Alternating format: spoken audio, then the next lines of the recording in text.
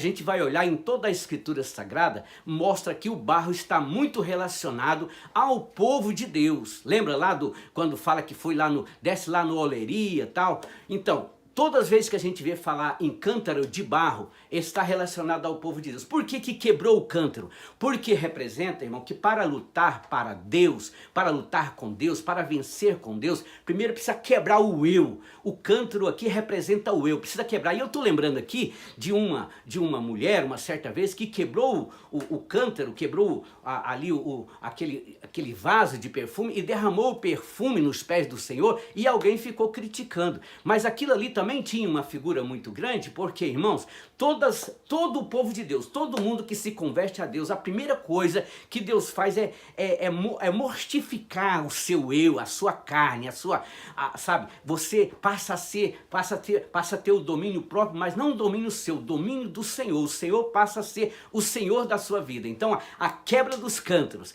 E aí, quando quebra o eu, aparece o quê? A luz de Deus. A luz de Deus dentro do vaso aparece, que faz resplandecer, e o diabo tem medo de luz. O diabo tem medo de luz, já viu falar isso, né? Tem um lugar na Bíblia que fala assim: resisti o diabo e ele fugirá de vós. Então aqui aconteceu foi isso, o povo de Deus resistiu aqueles midianitas que durante 7 anos vinha oprimindo eles, tudo que eles produziam, aqueles midianitas roubava deles, e é isso, o diabo tem roubado de muita gente, e até de muita gente que se diz cristão, mas porque às vezes não compreende o segredo de vencer o inimigo. O segredo principal é isso, a mortificação do eu através, não nós mesmos, mas é só Deus que pode fazer isso. É chamado de morte e ressurreição, quando nós morremos para nós e nos ressuscitamos para Deus. O apóstolo Paulo diz assim: porque essa vida que eu vivo agora, não vivo mais eu. Olha só, não vivo mais eu, quer dizer que o eu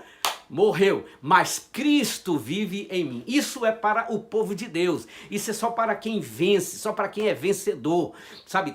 E eu estou falando isso aqui porque até é bom para você escolher uma igreja que você vai congregar. Se você observar que pelo menos a grande maioria das pessoas são pessoas de coração quebrantado, são pessoas que realmente vivem em primeiro lugar para Deus e não para eles, aí então é um bom começo para você dizer assim: estou achando uma igreja legal, uma igreja que vai me ajudar a entender o segredo da Escritura Sagrada. E a outra parte, depois, uma vez quebrado o cântaro, que é o eu, uma vez que a luz resplandeceu, aleluia, então aconteceu agora o toque da trombeta, que representa o poder da palavra de Deus. A palavra de Deus, ela tem um poder tão grande que o diabo não resiste quando ela é pregada na sua forma legal, na sua forma original, porque o próprio Senhor disse que se a gente só falar a palavra do Senhor, mas a gente não praticar, é comparado como um tolo lá no Evangelho de Mateus, né, que construiu a sua casa na areia. Mas aquele que ouve a palavra e pratica a palavra é comparado com o homem sábio,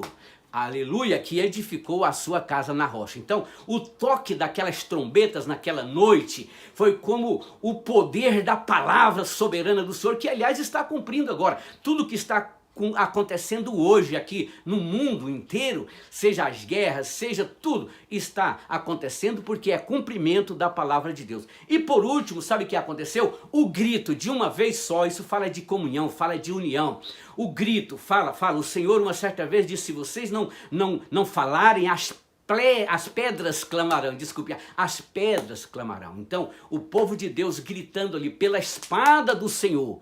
Pela espada do Senhor é pela palavra do Senhor, né? E por Gideão. Gideão representa a própria igreja do Senhor, o próprio Espírito Santo do Senhor. Então o que aconteceu? Aquela batalha foi ganha pelo poder de Deus, e eles não ficaram envaidecidos, porque não foi eles que conseguiram aquela vitória, porque as nossas vitórias, quem nos dá ela é o Senhor Jesus. Deus abençoe a todos.